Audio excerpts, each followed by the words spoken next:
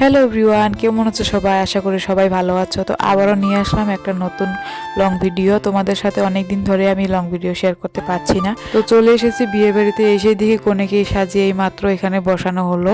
আর আমার ছেলে দেখো এখানে এক মুঠি নিয়ে নিল। এগুলো খেতে খুবই ভালোবাসে। তারপর আমরা বসে বসে দেখছিলাম ফটোশ্যুট হচ্ছিল। এখানে বর বলছে ভালো করে ছবিগুলো তুলো। আসলে সবার স্পেশাল দিনেই কিন্তু ছবিগুলো সবাই সুন্দরভাবে তুলতে চায়। তারপর আমরাও এদিকে একটু ছবি তুলে নিলাম। আর প্যান্ডেল করাটা কিন্তু খুবই ভালো হয়েছিল। এই যে দেখো আমার ছেলে আবার বলছে মা আমিও ছবি তুলবো, তো ওকেও তুলে দিলাম। তারপর চলে আসলাম খাবার দিকে। বিয়ে বাড়ি আসবো আর খাবো না সেটা তো হতেই পারে না।